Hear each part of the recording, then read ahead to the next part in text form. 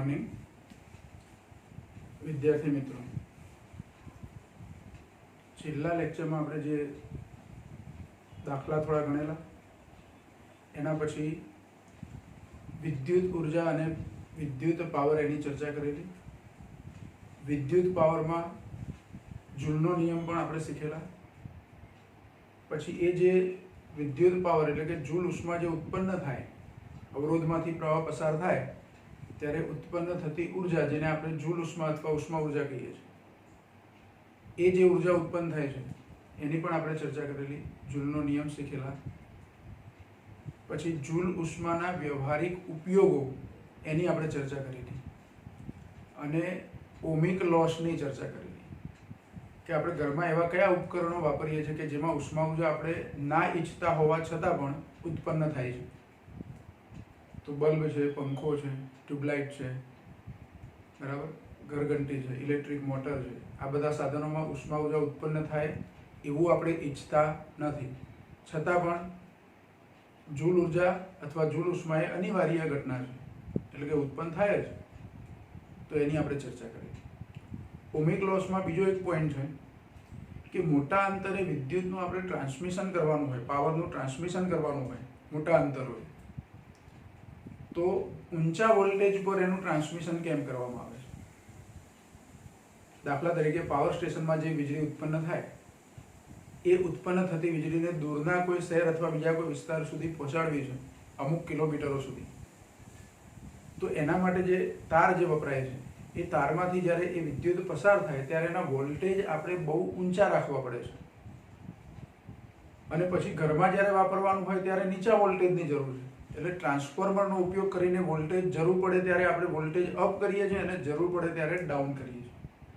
તો ત્યાં ઓમિક લોસ એ જે કેબલ છે વીજળીના એ કેબલની અંદર ઊર્જાનો વ્યય શક્ય એટલો ઓછો થાય એવી રીતે આપણે પાવરને એક જગ્યાએથી બીજી જગ્યાએ લઈ જવો પડે તો આપણને એટલું આર્થિક નુકસાન ઓછું જાય।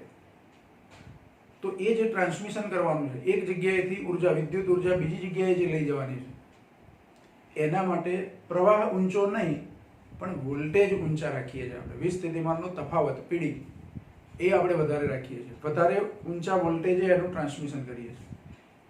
तो एनुं कारण शुं, केम ऊंचा वोल्टेजे ट्रांसमिशन थाय छे, એટલે કે ઓમિક લોસ ઘટાડવા માટે આપણે ઊંચા વોલ્ટેજે ટ્રાન્સમિશન કેમ કરીએ છીએ। તો પ્રશ્ન આપણો આવો થાય કે ઓમિક લોસ अथवा तो ओमिक व्यय घटाड़वा माटे पावरनु ट्रांसमिशन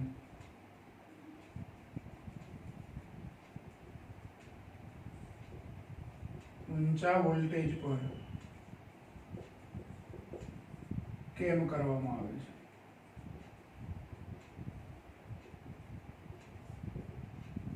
आवो प्रश्न थाय। ओमिक लॉस अथवा ओमिक व्यय घटाड़वा माटे पावर एटले विद्युत पावर एनुं ट्रांसमिशन ऊंचा वोल्टेज पर केम करवामां आवे छे। तो एवुं धारी लो के ज्यां वीजળી उत्पन्न थाय छे पावर स्टेशन त्यां जे वीजળી उत्पन्न थाय छे तेमां P जेटली विद्युत ऊर्जा पावर P जेटली विद्युत ऊर्जा एकम समयमां एटले पावर कहेवाय। तो ए पावरने मारे एक जग्याएथी बीजी जग्याए अमुक किलोमीटर सुधी पहोंचाडवो छे। तो एटली लंबाईनो केबल आपणे जोईए। धारो के 10 किलोमीटर दूर ए ऊर्जा पहोंचाडवानी होय तो 10 किलोमीटर लंबाईनो केबल जोईए अने पछी ए ऊर्जा पहोंचाड्या पछी जे लोड अवरोध एटले के ज्यां ऊर्जा वापरवानी छे ए ऊर्जा आउटपुट तरीके आपणे ज्यां लेवाना छे त्यां धारो के लोड अवरोध RL छे, R जेटलो छे, RL ने पण आपणे R कहीए, लोड अवरोध R जेटलो छे अने जे केबल छे जे केबल थ्रू ऊर्जा एक जग्याएथी बीजी जग्याए जाय छे ते केबलनो अवरोध छे એને RC कहीए। RC એટલે R केबल, केबलनो अवरोध અને પેલો બીજા છેડે જે અવરોધ આપણે જે ઊર્જા લેવાની છે વાપરવાની છે તે અવરોધને R કહી દઈએ। એટલે કે આપણે ધારી લઈએ, ધારો કે જે કેબલ દ્વારા વિદ્યુત પાવર ટ્રાન્સમિટ કરવાનો છે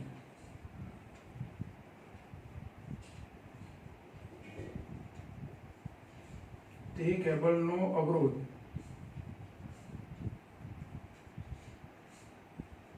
RC તથા લોડ અવરોધ R છે. કેબલનો અવરોધ RC અને લોડ અવરોધ એટલે કે જે છેડે ઉર્જા આપણે વાપરવાની છે, જ્યાંથી આઉટપુટ લેવાનું છે, તેનો અવરોધ શું છે? R છે. તો અવરોધ R ના બે છેડા વચ્ચેનો પોટેન્શિયલ ડિફરન્સ PD V હોય અને તેમાંથી વહેતો પ્રવાહ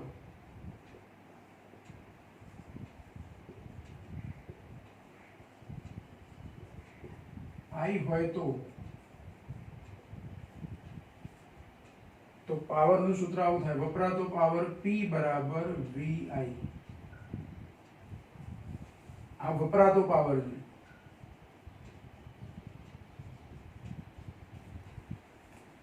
P બરાબર VI. આને પરિણામ નંબર 1 કહીએ. આની પરથી I બરાબર શું લખી શકું? તો P upon V. એ નંબર 1 આપણે આને આપી દઈએ. I બરાબર P upon V આવું લખી શકાય. આટલો પ્રવાહ છે એ લોડ અવરોધ R માંથી વહેતો હશે. હવે જે કેબલ છે, જે કેબલ દ્વારા આપણે પાવર ટ્રાન્સમિટ કરીએ છીએ, તે કેબલનો અવરોધ RC છે અને એ કેબલની અંદર પાવર જ્યારે એટલે કે ઉર્જા પસાર થાય છે, તો એમાંથી પસાર થતો પ્રવાહ અને કેબલનો અવરોધ જુલના નિયમ પ્રમાણે P બરાબર I² આવું સૂત્ર લીધેલું, એ વ્યય પામતો પાવર છે. વ્યય અમુક પાવર છે એટલે કે અમુક ઉર્જા છે વ્યય પામે છે અને બાકીની ઉર્જા બીજા છેડે પહોંચે છે. જો એક સાદું ઉદાહરણ પહેલા હું તમને કહું. ધારો કે જે જગ્યાએ વીજળી ઉત્પન્ન થાય છે ત્યાંથી આપણે 100 મેગાવોટ પાવરનો એકમ વોટ છે પણ મેગા એટલે 10⁶. ધારો કે 100 મેગાવોટ પાવર ત્યાં ઉત્પન્ન કર્યો અને એ પાવરને મારે 10 કિલોમીટર દૂર બીજા છેડે પહોંચાડવો છે. તો 100 મેગાવોટ પાવર એક છેડે તમે દાખલ કરો છો. ટ્રાન્સફોર્મર થ્રુ એની જે પ્રોસેસ થતી હોય એ પ્રોસેસ કરી અને એને દાખલ કરો. કેબલ થ્રુ એ ઉર્જા બીજા છેડે પહોંચી, તો બીજા છેડે 100 મેગાવોટ પાવર પૂરેપૂરો પહોંચશે નહીં, કારણ કે અમુક ઉર્જા પેલા કેબલને બધું ગરમ થશે, એના દ્વારા શું થશે? વ્યય થશે. સમજો કે લોસ તમને 20% લોસ જાય છે કેબલ દ્વારા. એ ટ્રાન્સમિશનની પ્રક્રિયામાં કેબલ દ્વારા તમને 20% ઉર્જાનો લોસ થાય છે. તો 100 મેગાવોટના 20% એટલે 20 મેગાવોટ ઉર્જા તમારી વ્યય પામી. તો બીજા છેડે કેટલી ઉર્જા પહોંચી? તો 80 મેગાવોટ. તો આ વપરાતો પાવર, પૂરેપૂરો પાવર વપરાયો તો 100 મેગાવોટ, પણ ત્યાં તમને મળ્યો કેટલો? ઉત્પન્ન કર્યો 100 મેગાવોટ. એટલે 100 મેગાવોટ પાવર ઉત્પન્ન કરવા ખર્ચો તો કરી જ દીધો છે તમે, જે ખર્ચ કરવાનો હોય તો એ તો કરી જ છે, પણ સામે બીજા છેડે આપણને મળ્યો 80 મેગાવોટ. તો આ 20 મેગાવોટ પાવર ક્યાં ગયો? તો એ વ્યય પામ્યો. તો વ્યય પામતી કેબલ દ્વારા વ્યય પામતો પાવર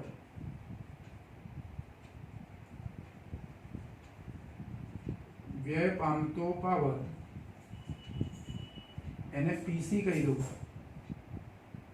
તો ધારો કે I જેટલો પ્રવાહ હોય તો I² RC આવું લખી શકું. જે RC એ કેબલનો અવરોધ અને કેબલમાંથી વહેતો પ્રવાહ I હોય, અને I બરાબર તો P upon V છે જ, એટલે PC નું સૂત્ર શું થાય? તો PC બરાબર એટલે કે વ્યય પામતો પાવર PC બરાબર I² ની જગ્યાએ મારે I ની જગ્યાએ P upon V એટલે P² upon V² થાય. તો P² upon V² into RC. એટલે આવું કહી શકું, જો આ કેબલનો અવરોધ અચળ હોય તો PC ચલે છે 1 upon V². જો એક આ સૂત્ર પણ અગત્યનું છે અને એક આ સૂત્ર પણ. જો આ પાવરને મેં અચળ ગણ્યો છે, P બરાબર VI, આ પાવર અચળ ગણ્યો આપણે, અને કેબલનો અવરોધ RC પણ અચળ ગણ્યો, એટલે આ બે અચળ ગણ્યા. તો વ્યય પામતો પાવર એ વોલ્ટેજના વર્ગના વ્યસ્ત પ્રમાણમાં છે, અને RC અચળ છે એટલે અહીંથી હું કહું તો PC ચલે છે I², જૂલના નિયમ પ્રમાણે. એટલે પ્રવાહના વર્ગના સમપ્રમાણમાં વ્યય પામતો પાવર અને વીજ સ્થિતિમાનના તફાવતના વર્ગના વ્યસ્ત પ્રમાણમાં, એટલે કે વોલ્ટેજના વર્ગના વ્યસ્ત પ્રમાણમાં. તો કોઈ કેબલમાંથી મારે P જેટલો પાવર એક છેડેથી બીજે છેડે પહોંચાડવો હોય, P જેટલો પાવર, અને એ પાવર અચળ લઉં, તો V અને I ના મૂલ્યો મારે કેવા પસંદ કરવા પડે? તો વ્યય ઓછો કરવો હોય તો પ્રવાહ I નું મૂલ્ય, વ્યય પાવર ઓછો કરવો છે તો I નું મૂલ્ય ઓછું રાખવું પડે, અને પાવર વ્યય ઓછો કરવો હોય તો વ્યસ્ત પ્રમાણ છે એટલે V વધારે રાખવું એટલે P ઓછો થાય. એટલે પાવર વ્યય ઓછો થાય તે માટે ઊંચા વોલ્ટેજે, વોલ્ટેજ વધારે રાખીને અથવા નીચા પ્રવાહે, પ્રવાહનું મૂલ્ય ઓછું રાખીને વિદ્યુતનું ટ્રાન્સમિશન કરવું જોઈએ. એટલે આ સમીકરણ નંબર અહીંયા 3 આપ્યું આપણે. તો સમીકરણ 3 પરથી કહી શકાય કે પાવર વ્યય એટલે કે PC ઓછો થાય તે માટે V નું મૂલ્ય વધુ રાખવું પડે. એટલે કે ઊંચા વોલ્ટેજ પર પાવરનું ટ્રાન્સમિશન કરવું પડે. આ સમીકરણ 3 પરથી એવું કહી શકું. અહીંથી હું શું કહી શકું? તો પ્રવાહ ઓછો રાખવો પડે. હું પ્રવાહ ઘટાડી દઉં અને વોલ્ટેજ વધારી દઉં તો આ પાવર તો અચળ રહેવાનો. સમજો કે પાવરનું મૂલ્ય 1000 છે, એ પાવર P બરાબર 1000 છે. એ 1000 ગુણાકારમાં 100 એ V નું મૂલ્ય લઉં છું અને 10 એ I નું મૂલ્ય લઉં છું. તો 100 ગુણ્યા 10 એટલે 1000 થઈ ગયા. હવે જો આ પાવર વે કદાચ આટલા પ્રવાહ પર 10 એમ્પિયર પ્રવાહ પર પાવર વે વધારે થતો હોય તો મારે 10 ને બદલે અહીંયા 2 કરી દેવાનું. પ્રવાહ ઘટાડી દીધો પણ પાવર 1000 અચળ રાખવો છે એટલે અહીંયા કેટલા કરવાના? તો 500 કરી દેવાના. વોલ્ટેજ ઊંચા થઈ ગયા. ગુણાકાર તો 1000 જ રહ્યો. ગુણાકાર કેટલો રહ્યો? 1000. આ પાવર અચળ રાખવાનો છે. ટ્રાન્સમિટ થતો પાવર છે એ અચળ રાખવાનો છે. તો પાવરનું ટ્રાન્સમિશન કરીએ એ વખતે વોલ્ટેજ ઊંચા કરો અને પ્રવાહ નીચો કરો. અહીં ખાલી વોલ્ટેજના સંદર્ભમાં આપણે લખ્યું. હું પ્રવાહ માટે અહીંથી લખી શકું કે તે જ રીતે પાવરનો વ્યય ઓછો થાય એ માટે ઓછો પ્રવાહ રાખીને, એટલે કે નીચા પ્રવાહ પર પાવરનું ટ્રાન્સમિશન કરવું પડે. બરાબર? તો આ એક અગત્યનો પ્રશ્ન. આમ તો ટ્રાન્સફોર્મર હોય, બે ટાઈપના ટ્રાન્સફોર્મર આવે, સ્ટેપ અપ અને સ્ટેપ ડાઉન એવા ટ્રાન્સફોર્મર હોય. પાવર સ્ટેશનમાં જે વીજળી ઉત્પન્ન થાય એ વીજળી ડાયરેક્ટ આપણે કેબલમાં આપતા નથી. પાવર સ્ટેશનમાં જનરેટર્સથી જે વીજળી ઉત્પન્ન થાય છે, વિદ્યુત ઉર્જા ઉત્પન્ન થાય છે, એ ઉર્જા ડાયરેક્ટ કેબલમાં આપવામાં આવતી નથી, પણ એ ઉર્જા પહેલાં ટ્રાન્સફોર્મરને આપવામાં આવે. એ જનરેટર છે ધારો કે 500 વોલ્ટ જેટલો સ્થિતિમાનના તફાવતવાળી ઉર્જા ઉત્પન્ન કરે છે, તો કેબલમાં મોકલવા માટે મારે ધારો કે 2000 વોલ્ટ ઊંચો સ્થિતિમાનનો તફાવત લઈ જવો છે કે 10000 વોલ્ટ કરી દેવું છે. તો 500નું 10000 વોલ્ટ કરવું હોય તો એ 10000 વોલ્ટ કરવા માટે મારે શું કરવું પડે? તો સ્ટેપ અપ ટ્રાન્સફોર્મર, જે વોલ્ટેજ ઓછા વોલ્ટેજને ઊંચા વોલ્ટેજમાં ફેરવી દે. વોલ્ટેજ વધી જાય એટલે ઓટોમેટિક પ્રવાહ શું થાય? ઘટી જાય. આ સૂત્ર પ્રમાણે. એટલે પ્રવાહ ઘટી જશે અને વોલ્ટેજ ઊંચા થઈ જશે. એટલે ઊંચા વોલ્ટેજે પાવરનું ટ્રાન્સમિશન થયું. તો પાવર વે જે PC છે એ PC પાવર વે છે એ કેવો થાય? ઓછો થાય. અત્યારે આપણે જો તમને ખબર હોય તો હાઈ ટેન્શન લાઇન જે કહીએ છીએ આપણે, ઉર્જા પાવર સ્ટેશનમાંથી દૂરના અંતરો સુધી પહોંચાડવા માટે જે લાઇનનો ઉપયોગ થાય છે, કેબલની લાઇન, એને હાઈ ટેન્શન લાઇન કહેવાય. એમાં 66 kV જેટલો વિસ્થિતિમાનનો તફાવત હોય. 66 kV એટલે 66000 વોલ્ટ થયું. 66 kV આવું હોય છે એટલે V નું મૂલ્ય છે આ. તો V બરાબર 66 kV એટલે 66000 વોલ્ટ. આટલા ઊંચા વોલ્ટેજે ટ્રાન્સમિશન કરવામાં. હવે આટલા ઊંચા વોલ્ટેજ તો આપણે વાપરી ના શકીએ પાછા. 66000 વોલ્ટ આપણે ઘરમાં અથવા ઇન્ડસ્ટ્રીઝમાં વાપરી ના શકીએ. ઇન્ડસ્ટ્રીઝમાં ધારો કે વોલ્ટેજ વાપરવાનો હોય તો એ સપ્લાય વોલ્ટેજ 440 વોલ્ટ હોય અને ઘરમાં વાપરવાનો હોય તો 220 થી 230 વોલ્ટ હોય, પેલો 440 ની આજુબાજુ હોય. તો આ 66,000 વોલ્ટ જે છે એ વોલ્ટને શું કરવા પડે? ડાઉન કરી દેવા પડે. તો બે સ્ટેપમાં એને ડાઉન કરાય. વિદ્યુત ઉર્જા જે આવે છે હાઈ ટેન્શન લાઇનમાંથી ડાયરેક્ટ આપણા ઘરમાં આવતી નથી. સબસ્ટેશન હોય શહેરની અંદર, અથવા તો કોઈ તાલુકા સેન્ટર હોય કે એવા મોટા સેન્ટર હોય ત્યાં આવા સબસ્ટેશન હોય. અને એ સબસ્ટેશનમાં શું કરાય? તો 66,000 વોલ્ટ છે એ વોલ્ટને ડાઉન કરવામાં આવે. એના માટે સ્ટેપ ડાઉન ટ્રાન્સફોર્મર વપરાય. કયું ટ્રાન્સફોર્મર વપરાય? Step down. એટલે વોલ્ટેજ ડાઉન કરે એટલે કરંટ ઓટોમેટિક વધે, પાવર અચળ રાખવાનો. એટલે તો એ સ્ટેપ ડાઉન ટ્રાન્સફોર્મરથી પહેલા એક સ્ટેપની અંદર એને 66,000 જે છે એની પરથી 1100 કે 1200 વોલ્ટ સુધી ડાઉન કરવાના. 1100 કે 1200 વોલ્ટ પણ આપણે ઘરમાં ના વાપરી શકીએ અથવા ઇન્ડસ્ટ્રીઝમાં ના વાપરી શકીએ. એટલે ફરી એક સ્ટેપમાં પાછા બીજા ટ્રાન્સફોર્મર વડે સ્ટેપ ડાઉન વડે પાછું એને ડાઉન કરવાના.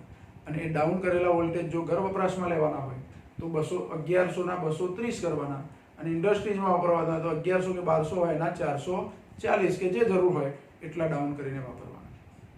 એટલે એવી રીતે આ વોલ્ટેજ, ઊંચા વોલ્ટેજે ટ્રાન્સમિશન કરવાનું, અને પછી જ્યાં વાપરવાનો છે ત્યાં નજીક આવી જાય એટલે એને ડાઉન કરી દેવાનું વોલ્ટેજને, અને પછી જરૂર પ્રમાણે સપ્લાય આપવાનું. જ્યાં જરૂરિયાત હોય ત્યાં સપ્લાય શું કરવામાં આવે? પહોંચાડવામાં આવે. તો એવી રીતે તમે સોસાયટીમાં પણ જોજો, તમે જે સોસાયટીમાં રહેતા હોય ત્યાંની નજીક અથવા સોસાયટીમાં નાનું એક ટ્રાન્સફોર્મર હશે, 2 થાંભલા હશે, અને એની વચ્ચે આડા પોલ પર એક બોક્સ મૂકેલું હશે. તો ત્યાં સુધી જે સપ્લાય આવે છે એ 230 નથી આવતો. એ સોસાયટીમાં જે ટ્રાન્સફોર્મર મૂકેલું છે ત્યાં સુધી 1100 વોલ્ટ સપ્લાય આવે છે. કેટલો આવે છે? 1100 વોલ્ટ. અને એ સોસાયટીમાં મૂકેલા ટ્રાન્સફોર્મરથી પછી આપણા મીટર સુધી એ કેબલ આવતો હોય. તો સોસાયટીમાં મૂકેલું ટ્રાન્સફોર્મર જે 1100 ના કેટલા કરે છે? 230 વોલ્ટ કરી અને આપણા મીટર સુધી પહોંચાડે છે. અને ઘરમાં આપણે 230 વોલ્ટ સપ્લાય વાપરીએ છીએ. તો એવી રીતે પાવરનું આ બધું ટ્રાન્સમિશન થાય. આવા ટ્રાન્સફોર્મર વિશે આપણે એસી વિદ્યુત પ્રવાહ નામનું ચેપ્ટર શીખીશું. એની અંદર ટ્રાન્સફોર્મર, એની રચના, એના પ્રકાર, એના વિશે આપણે ચર્ચા કરીશું. બરાબર? પણ આ ચેપ્ટરમાં ઊંચા વોલ્ટેજે ટ્રાન્સમિશન કેમ કરવામાં આવે છે તે એક પ્રશ્ન આપ્યો છે, એટલે આપણે આની આ ચર્ચા કરી.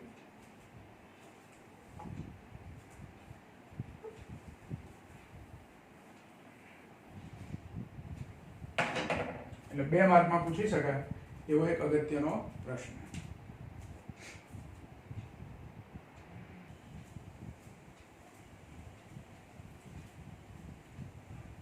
તો પછી બીજો પ્રશ્ન છે અવરોધોનું શ્રેણી જોડાણ. શ્રેણી અને સમાંતર 2 જોડાણ આપણે શીખવાના છે. તો પહેલા આપણે શ્રેણી જોડાણ શીખીશું. બીજા ચેપ્ટરની અંદર કેપેસિટરોના શ્રેણી અને સમાંતર જોડાણ શીખ્યા આપણે. એવી જ રીતે અહીંયા અવરોધોના શ્રેણી અને સમાંતર જોડાણ લેવાના છે. તો અવરોધોના શ્રેણી જોડાણમાં ધારો કે આપણને 2 અવરોધ આપ્યા છે. એક અવરોધ R1, બીજો અવરોધ R2. બંનેને એકબીજા સાથે આવી રીતે એક જ લાઈન પર જોડેલા હોય એટલે શ્રેણીમાં કહેવાય. ધારો કે પહેલો અવરોધ છે એનો એક છેડો મેં બેટરી સાથે જોડ્યો, બીજો છેડો બીજા અવરોધ સાથે, અને બીજા અવરોધનો બીજો છેડો એને બેટરીના ઋણ ધ્રુવ સાથે. એટલે કે બેટરીના બંને છેડા સાથે જુદા જુદા અવરોધનો એક એક છેડો આવે. અને બીજું, જ્યારે આપણે બેટરી ચાલુ કરીશું, બેટરી સ્ટાર્ટ કરીશું, એ વખતે બેટરીના ધન ધ્રુવમાંથી બહાર નીકળતી દિશામાં જે પ્રવાહ આપણને મળે એ પ્રવાહ I જેટલો પ્રવાહ મળ્યો ધારો કે, તો I જેટલો પ્રવાહ R1 અવરોધમાંથી પસાર થશે અને એટલો જ પ્રવાહ R2 અવરોધમાંથી પસાર થશે. એટલે કે જો આપેલા જેટલા અવરોધો હોય એ બધા અવરોધોમાંથી વહેતો પ્રવાહ સમાન હોય, બધા અવરોધોમાંથી વહેતો પ્રવાહ જો સમાન હોય તો એ અવરોધો શ્રેણીમાં જોડેલા છે એવું કહેવાય. એટલે કે પરિપથમાં જોડેલા બધા જ અવરોધો અથવા જેટલા અવરોધો તમે જોડ્યા છે એ અવરોધોમાંથી વહેતો પ્રવાહ સમાન હોય, દરેકમાંથી વહેતો પ્રવાહ સમાન હોય, તો એવું જોડાણ છે અવરોધોનું, એને કયું જોડાણ કહીશું? આપણે શ્રેણી જોડાણ કહીશું. હવે શ્રેણી જોડાણની અંદર આ બેટરીના V વોલ્ટેજ આપ્યા છે તો એ બંને અવરોધ પર વહેંચાઈ જાય. બંને અવરોધ પર આ વોલ્ટેજ V શું થાય? વહેંચાઈ જાય. ધારો કે પહેલો અવરોધ R1 છે, એમાંથી વહેતો પ્રવાહ I હોય તો R1 ના 2 છેડા વચ્ચેનો PD ધારો કે V1 હોય તો V1 બરાબર I R1 થાય. અવરોધ R1 ના બે છેડા વચ્ચેનો વિદ્યુત સ્થિતિમાનનો તફાવત જો V1 હોય તો V1 બરાબર IR1 થાય. એવું જ અવરોધ R2 ના બે છેડા વચ્ચેનો સ્થિતિમાનનો તફાવત જો V2 હોય તો V2 બરાબર IR2 થાય. આ કયા જોડાણમાં આવું બને? શ્રેણી જોડાણમાં. એટલે અહીંયા લખીએ આપણે નીચે કે આકૃતિમાં દર્શાવ્યા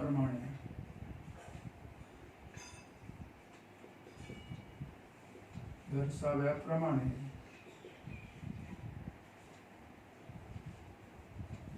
અવરોધો R1 અને R2 શ્રેણીમાં જોડે છે. R1 ના બે છેડા વચ્ચેનો PD પોટેન્શિયલ ડિફરન્સ V1 બરાબર IR1 તથા R2 ના બે છેડા વચ્ચેનો PD V2 બરાબર IR2. હવે શ્રેણી જોડાણના નિયમમાં V ના બે ભાગ પડ્યા છે, એટલે કે V બરાબર V1 પ્લસ V2 થાય.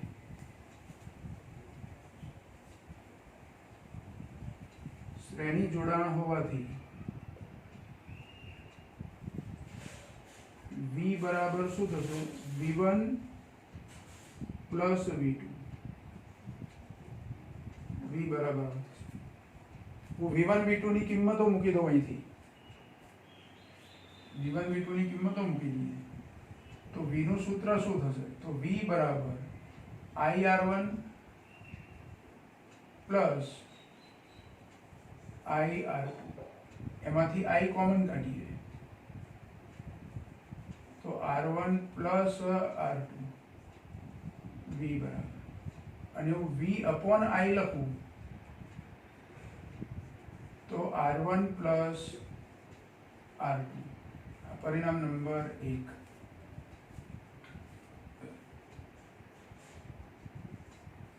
V અપોન I બરાબર શું થાય? R1 plus R2. જો હવે શું લઈએ તો આ બે અવરોધો જે છે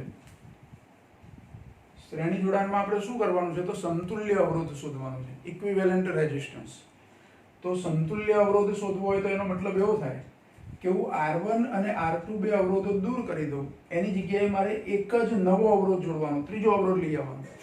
એ ત્રીજો અવરોધ આ બેની જગ્યાએ જોડવાનો, પણ એક જ અવરોધ જોડવાનો. ત્રીજો લાવીએ એક જ અવરોધ છે, પણ એ અવરોધ એવા મૂલ્યનો હોવો જોઈએ કે જેથી હું બેટરી આની આ જ રાખું, એના સપ્લાય વોલ્ટેજ ચેન્જ ના કરું. અને અવરોધનું મૂલ્ય મારે એવું પસંદ કરવાનું કે જેથી અવરોધમાંથી વહેતો પ્રવાહ I જેટલો જ હોય. પ્રવાહનું મૂલ્ય ના બદલાય, આ V વોલ્ટેજ બેટરીના વોલ્ટેજ છે ના બદલાય. એવી રીતે મારે ત્રીજો અવરોધ જોડવાનો, એટલે કે એવા મૂલ્યનો અવરોધ લાવવાનો છે કે એ અવરોધમાંથી વહેતો પ્રવાહ એ I જેટલો જ હોય. તો એવા અવરોધને આપેલા બે અવરોધોનો શું કહેવાય? સમતુલ્ય અવરોધ કહેવાય. એટલે કે R1 અને R2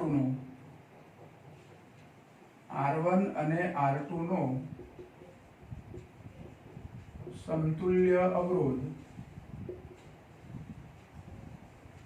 R ઇક્વિવેલન્ટ હોય. અહીંયા EQ લખ્યું એટલે ઇક્વિવેલન્ટ એટલે સમતુલ્ય. R ઇક્વિવેલન્ટ, તો સમતુલ્ય અવરોધ R ઇક્વિવેલન્ટ હોય તો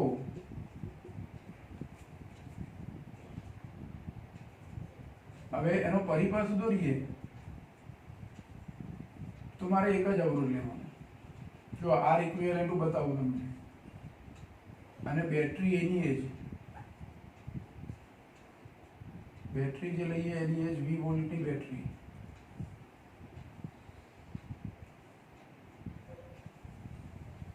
આ 20 વોલ્ટની બેટરી છે. R ઇક્વિવેલન્ટ એ સમતુલ્ય અવરોધ છે, તો અહીંથી મળતો પ્રવાહ મને I જેટલો જ મળવો જોઈએ. I જેટલો જ પ્રવાહ પસાર થાય. તો R ઇક્વિવેલન્ટ નું સૂત્ર શું થાય? જો અહીંયા બે અવરોધ હતા, એને બદલે કેટલા અવરોધ લીધા આપણે? એક જ અવરોધ લીધો. તો આ V વોલ્ટેજ છે એ V બરાબર I R ઇક્વિવેલન્ટ આવું થાય. એટલે R ઇક્વિવેલન્ટ હોય તો અહીંયા લખી દઉં કે V બરાબર I R ઇક્વિવેલન્ટ થાય. માટે R ઇક્વિવેલન્ટ નું સૂત્ર શું થાય? તો R ઇક્વિવેલન્ટ બરાબર V upon I. આ પરિણામ નંબર 2. 1 અને 2 પરથી આની ડાબી બાજુ એ આની જમણી બાજુ છે, એટલે V upon I ની જગ્યાએ હું શું લખી શકું? R ઇક્વિવેલન્ટ લખી શકું. એટલે 1 અને 2 પરથી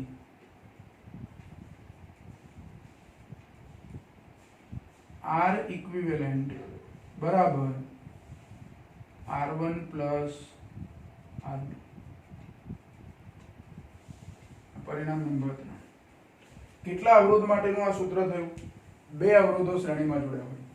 ધારો કે 3 અવરોધો હોત તો 3 અવરોધ માટે R ઇક્વિવેલન્ટ બરાબર R1 plus R2 plus R3. 4 અવરોધ હોય તો R ઇક્વિવેલન્ટ બરાબર R1 plus R2 plus R3 plus R4. એટલે કે જેટલા અવરોધો શ્રેણીમાં જોડ્યા હોય એ બધા અવરોધોના મૂલ્યોનો શું કરવાનો? સરવાળો કરવાનો. એટલે સમતુલ્ય અવરોધ મળે. ધારો કે R1 બરાબર 5 ઓહ્મ હોય અને R2 બરાબર 10 ઓહ્મ હોય તો R ઇક્વિવેલન્ટ બરાબર કેટલા થાય? તો 5 + 10 એટલે 15 ઓહ્મ.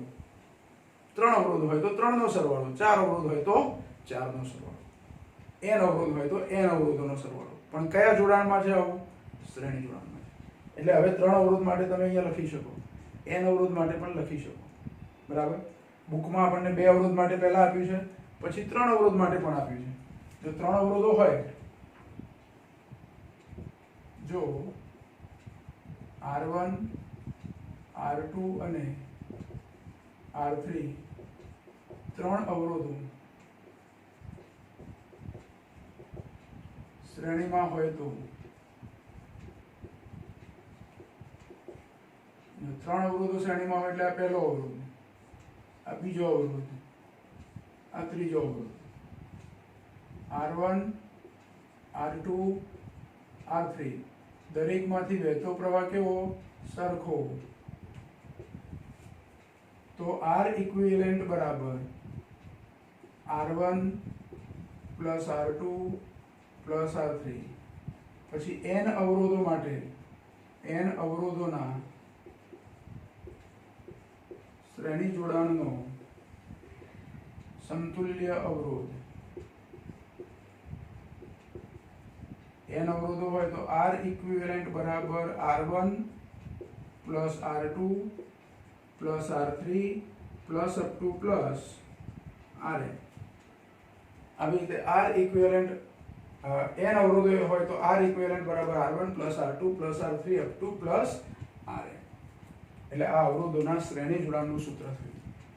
જો અવરોધોના શ્રેણી જોડાણનું સૂત્ર એ કેપેસિટરોમાં જે સમાંતર જોડાણ હતું C બરાબર C1 પ્લસ C2 એના જેવું થયું. એટલે અવરોધોનું શ્રેણી જોડાણ એનું સૂત્ર કેપેસિટરોના સમાંતર જોડાણ જેવું છે. ત્યાં કેપેસિટરોના કેપેસિટન્સનો સરવાળો હતો સમાંતરમાં, અહીંયા શ્રેણીમાં અવરોધોના મૂલ્યોનો સરવાળો છે. એટલે એ રીતે સૂત્રો થયા. બરાબર? આવું જ પછી આપણે આનું સમાંતર જોડાણ પણ શીખીએ.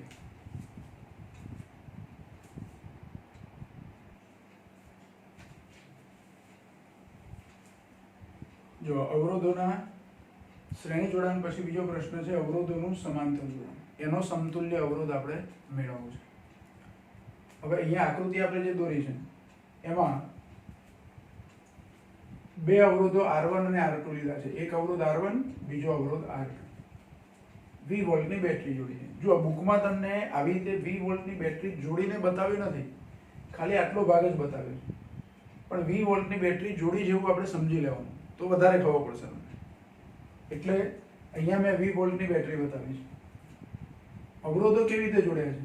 તો જો પહેલો અવરોધ R1 છે એનો એક છેડો એ અહીં બેટરીના પોઝિટિવ સાથે આવે છે, અને બીજા અવરોધનો પણ એક છેડો એટલે કે ડાબી બાજુનો છેડો. બંને અવરોધના ડાબી બાજુના છેડા એ ભેગા થઈ અને ક્યાં આવે છે? બેટરી જોડે. એટલે આનો એક ડાબી બાજુનો છેડો R1 નો ડાબી બાજુનો છેડો બેટરી સાથે જોડ્યો કહેવાય, R2 નો પણ ડાબી બાજુનો છેડો બેટરી સાથે જોડ્યો કહેવાય. એ જ રીતે બંને અવરોધનો બાકીનો એક છેડો, બીજો છેડો, એ બંને છેડા બેટરીના બીજા છેડા સાથે એટલે કે નેગેટિવ સાથે જોડેલા છે. ધારો કે ત્રીજો અવરોધ અહીંયા હોત તો ત્રીજો અવરોધ અહીંયા આપણે આ રીતે મૂક્યો હોત તો ત્રીજા અવરોધનો એ ડાબી બાજુનો છેડો અહીંયા આવતો અને ત્રીજા અવરોધનો જમણી બાજુનો છેડો આ બાજુ આવતો. એવા જેટલા અવરોધો જોડેલા હોય દરેક અવરોધનો એક એક છેડો બેટરીના કોઈ એક ધ્રુવ સાથે, એટલે કે ધારો કે ધન ધ્રુવ સાથે, અને એ જ દરેક અવરોધોનો બીજો એક એક છેડો બેટરીના ઋણ ધ્રુવ સાથે જોડેલો હોય. તો આવું જે જોડાણ છે એને અવરોધોનું સમાંતર જોડાણ કહેવાય.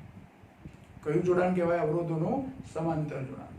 હવે આવા અવરોધોના સમાંતર જોડાણમાં થાય શું? એ તો સપોઝ આ 20 વોલ્ટની બેટરી છે, એ 20 વોલ્ટની બેટરી હું સ્ટાર્ટ કરું છું, એમાંથી I જેટલો પ્રવાહ નીકળે છે ધન ધ્રુવમાંથી.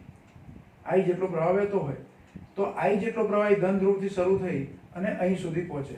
ધારો કે આ બેટરી અહીંયા પ્રવાહ અહીંયા જે બિંદુએ પહોંચે છે આટલી સુધી, એને હું A કહી દઉં અને આને B કહી દઉં. તો એ બિંદુ આગળ સુધી તો પ્રવાહ આવવાનો જ છે I જેટલો, પણ ત્યાંથી બે ભાગ પડે છે. એટલે પ્રવાહના ભાગ પડે. શું વેચાય? પ્રવાહ વેચાય. ધારો કે I માંથી I1 જેટલો પ્રવાહ આ બાજુ જાય છે, તો વધેલો બીજો પ્રવાહ આ બાજુ જાય છે I2 જેટલો. એટલે કે I1 અને I2 નો સરવાળો I જેટલો થાય. I પ્રવાહ જે હતો એના બે ભાગ પડ્યા. ધારો કે 3 અવરોધો સમાંતરમાં હોત તો 3 ભાગ પડતા, 4 અવરોધો સમાંતરમાં હોત તો 4 ભાગ પડતા. જેટલા અવરોધો સમાંતરમાં જોડ્યા હોય એટલા ભાગ એ બેટરીમાંથી મળતા કુલ પ્રવાહના પડી જાય. અત્યારે હાલ આપણે બે જ અવરોધો લીધા છે, એટલે I જેટલો કુલ પ્રવાહ છે એના બે ભાગ પડે છે, I1 અને I2.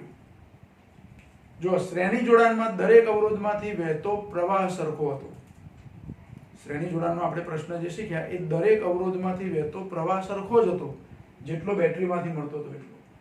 પણ એ જે અવરોધો હતા શ્રેણીમાં, એમાં 20 વોલ્ટની બેટરીના વોલ્ટેજ વેચાઈ જતા હતા. V બરાબર V1 પ્લસ V2 એવું કર્યું આપણે. અહીંયા શું થાય છે? વોલ્ટેજ છે તો સરખા જ રહેવાના બંને અવરોધ. આના બે છેડા વચ્ચેનો PD કેટલો? તો બેટરીના વોલ્ટેજ જેટલો. સમાંતરમાં વોલ્ટેજ વેચાય નહીં, વોલ્ટેજ દરેકને સરખા મળે. સરખા એટલે કેટલા? સપ્લાયના જેટલા વોલ્ટેજ હોય એટલા દરેકને મળે. 10 વોલ્ટની બેટરી હોય તો અહીંયા 10 વોલ્ટ સપ્લાય મળે, અહીંયા પણ 10 વોલ્ટ મળે. આપણે ઘર વપરાશની અંદર બધા સાધનોનું જે જોડાણ છે, બલ્બ છે, પંખો છે, ટીવી છે, ફ્રીજ છે, તો આપણે ઘરમાં વાયરિંગ કરેલું છે, કયા પ્રકારનું છે? તો સમાંતર જોડાણનું છે. કયા પ્રકારનું છે? સમાંતર જોડાણ છે.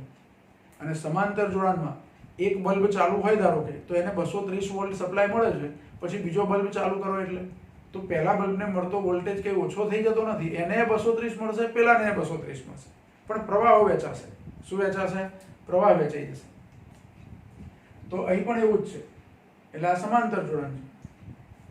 એટલે જો અહીં આકૃતિ પરથી આપણે લખીએ કે આકૃતિ પરથી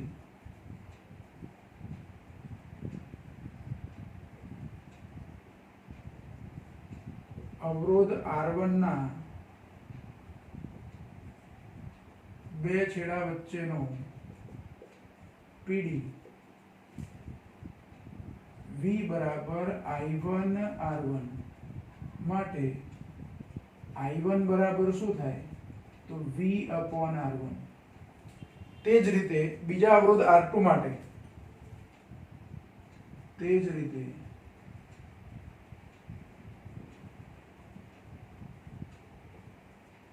અવરોધ R2 માટે, એટલે કે એના બે છેડા વચ્ચેનો PD V બરાબર I2 R2 માટે I2 બરાબર V upon R2. આને હું નંબર 1 આપી દઉં, આને નંબર 2 આપી દઉં.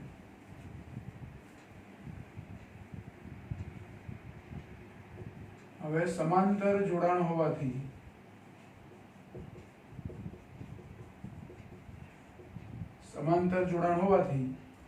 I બરાબર I1 પ્લસ I2. I1 અને I2 ની કિંમતો 1 અને 2 માંથી મૂકી દેવાની. એટલે I બરાબર શું થાય? તો V upon R1 વત્તા V upon R2. એટલે I બરાબર V કૌંસમાં 1 upon R1 plus 1 upon R2 માટે I upon V બરાબર 1 upon R1 પ્લસ 1/r2 સમીકરણ નંબર 3. હવે જુઓ આ I/V મળે. હવે સમતુલ્ય અવરોધ શોધવો છે. સમતુલ્ય અવરોધ શોધવો હોય તો આ R1 અને R2 મારે દૂર કરવાના. એની જગ્યાએ ત્રીજો એક અવરોધ લઈ આવવાનો. એ ત્રીજો અવરોધ મારે આ બેની જગ્યાએ જોડી દેવાનો, એક જ અવરોધ જોડવાનો. અને એ એક અવરોધ એટલે કે ત્રીજો અવરોધ જે કહીએ છીએ તે એ ત્રીજો અવરોધ એવો હોવો જોઈએ કે જેથી બેટરીના વોલ્ટેજ પહેલા બે અવરોધોને જે આપેલા તે જ રહે અને વહેતો કુલ પ્રવાહ પણ એનો એ જ રહે. એટલે કે V અને કુલ પ્રવાહ I ના મૂલ્યો ના બદલાય એવા મૂલ્યનો ત્રીજો અવરોધ જો આ બેની જગ્યાએ હું જોડી દઉં તો એ અવરોધને, એ ત્રીજો અવરોધ જે કહીએ છીએ તેને આ બે અવરોધોના સમાંતર જોડાણનો સમતુલ્ય અવરોધ કહેવાય. એટલે કે R1 અને R2 ના અવરોધો R1 અને R2 ના સમાંતર જોડાણનો સમતુલ્ય અવરોધ R ઇક્વિવેલન્ટ હોય તો, સમતુલ્ય અવરોધ R ઇક્વિવેલન્ટ હોય તો એનો પરિપદ કેવો થાય? તો એક સાદો પરિપદ.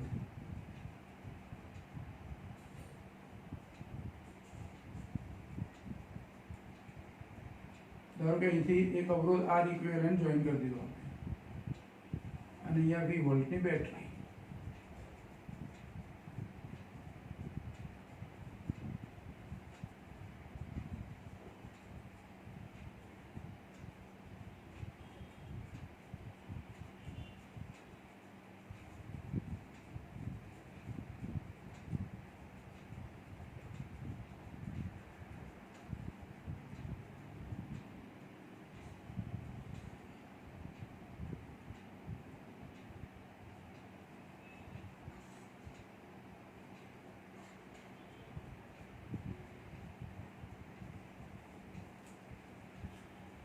વોલ્ટની બેટરી. તો જો પ્રવાહ I જેટલો જ અચળ રહે, V જેટલા વોલ્ટની બેટરી છે એ જ બેટરી છે, R ઇક્વિવેલન્ટ છે, તો એમાંથી વહેતો પ્રવાહ પણ I જેટલો જ હોય તો એને સમતુલ્ય અવરોધ કહેવાય. એટલે કે જો R1 અને R2 ના સમાંતર જોડાણનો સમતુલ્ય અવરોધ R ઇક્વિવેલન્ટ હોય તો V બરાબર I R ઇક્વિવેલન્ટ એવું થાય. ઓહમના નિયમ પરથી V બરાબર IR, એટલે કે V બરાબર I R ઇક્વિવેલન્ટ. પણ મારે I/V લાવવું છે. તો I/V લાવવું હોય તો V ને છેદમાં લઈ આવો I ના, અને R ઇક્વિવેલન્ટ છેદમાં આવે 1/ થઈ જાય. એટલે કે I/V કહું, I/V લખું તો સૂત્ર શું બને? 1/R ઇક્વિવેલન્ટ આવું સૂત્ર બને. આને નંબર આપી દઉં 4. એટલે કે 3 અને 4 પરથી 3 અને 4 પરથી આ બેની સરખામણી કરો તો 1/R ઇક્વિવેલન્ટ બરાબર 1/R1 plus 1/R2. 1/R equivalent બરાબર 1/R1 પ્લસ 1/R2. આ સમીકરણ નંબર 5. આ સમાંતર જોડાણનું સૂત્ર થયું.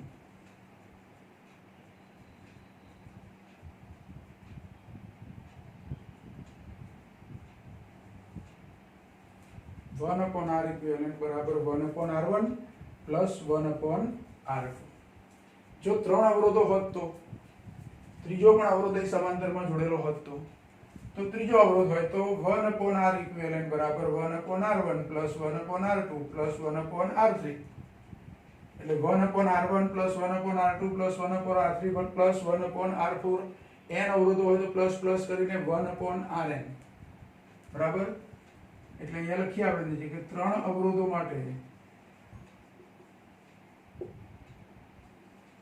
R1 R2 અને R3 સમાંતરમાં હોય તો 1/R ઇક્વિવેલન્ટ બરાબર 1/R1 plus 1/R2 plus 1/R3.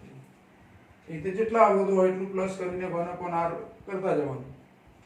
બીજું, આ બે અવરોધોનું સમાંતર જોડાણનું જે સૂત્ર છે એને મારે બીજી રીતે લખવું હોય લસા લઈને કે અહીંયા 1/r1 + 1/r2, તો લસા શું આવે? r1r2. લસા શું આવે? r1r2. તો અહીં r2 વડે ગુણા, અહીં r1 વડે ગુણા, એટલે કે r2 + r1/r1r2. અને r2 + r1 લખું કે r1 + r2 લખું, અને પછી એનું વ્યસ્ત લઈ લઉં તો આનું એ વ્યસ્ત આવી જાય. એટલે સમતુલ્ય જોડાણનું બીજું સૂત્ર મારે લખવું હોય R ઇક્વિવેલન્ટનું, તો આ સમીકરણ પરથી આવું લખી શકાય કે R ઇક્વિવેલન્ટ બરાબર r1 r2 upon r1 + r2. આનું સાદું રૂપ આપીએ તો આવું થાય R ઇક્વિવેલન્ટ માટે.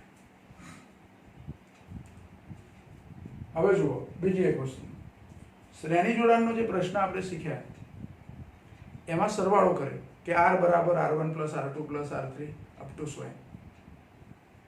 તો શ્રેણી જોડાણમાં સમતુલ્ય અવરોધનો જે જવાબ આપણને મળશે એ જેટલા અવરોધો જોડ્યા હશે એમાંથી સૌથી વધારે મૂલ્યનો જે અવરોધ હશે એના કરતાં એ મોટો થશે.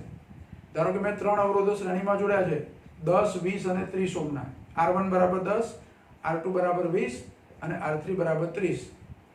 તો શ્રેણી જોડાણનો સમતુલ્ય અવરોધ કેટલો આવશે? ત્રણેયના સરવાળા જેટલો, એટલે 60. જે સૌથી મોટો અવરોધ 30 નો હતો એના કરતાં એ કેવો જવાબ થયો? મોટો જવાબ થયો. તો શ્રેણી જોડાણની અંદર જેટલા અવરોધો શ્રેણીમાં જોડ્યા હોય એમાંથી સૌથી મોટા મૂલ્યનો જે અવરોધ હોય એના કરતાં પણ સમતુલ્ય અવરોધ આપણને વધારે મળે. એનાથી ઉલટું સમાંતર જોડાણમાં, સમાંતર જોડાણની અંદર ધારો કે તમે બે અવરોધો જોડ્યા હોય તો એ બેમાંથી એક અવરોધ જે નાના મૂલ્યનો હોય એના કરતાં સમતુલ્ય અવરોધ નાનો મળે. એક સાદું ઉદાહરણ લઈએ એમાં. ધારો કે r1 બરાબર 3 ઓહ્મ છે અને r2 બરાબર 2 ઓહ્મ છે. એટલે 3 ઓહ્મ અને 2 ઓહ્મના અવરોધો જોડ્યા. નાનો અવરોધ કયો છે? 2. હવે એ કિંમતો અહીંયા મૂકી દઉં. r1 r2 3 અને 2 નો ગુણાકાર એટલે 6 ભાગ્યા r1 + r2 એટલે 5.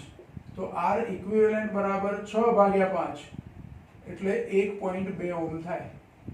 જે નાના કરતા એ કેવો મળ્યો? ઓછો. અને ધારો કે આનું શ્રેણી જોડાણ લીધું હોત તો 3 ને 2 5, મોટા કરતા એ 5 જવાબ એટલે કેવો કહેવાય? મોટો. એટલે સમાંતર જોડાણનો સમતુલ્ય અવરોધ જેટલા અવરોધો સમાંતરમાં હોય એમાંથી સૌથી નાના અવરોધ કરતા એ નાનો મળે. ધારો કે બે અવરોધો મેં લીધા છે, એક 100 ઓહ્મનો અવરોધ છે અને એક 2 ઓહ્મનો અવરોધ છે. ભલે એક 100 ઓહ્મનો અવરોધ રહે બીજો 2 ઓહ્મનો, એ બેનો સમાંતર જોડાણનો સમતુલ્ય અવરોધ શોધો તો 2 કરતા ઓછો જ થાય. એ અવરોધ કેવો થાય? 2 કરતા ઓછો જ થાય. એટલે શ્રેણી જોડાણની અંદર સમતુલ્ય અવરોધ મોટા મૂલ્ય કરતા મોટો અને સમાંતર જોડાણમાં સમતુલ્ય અવરોધ નાના કરતા નાનો. આવી રીતે આપણને સમતુલ્ય અવરોધ મળે. તો આજની ચર્ચા આપણે એટલે પૂરી કરીએ.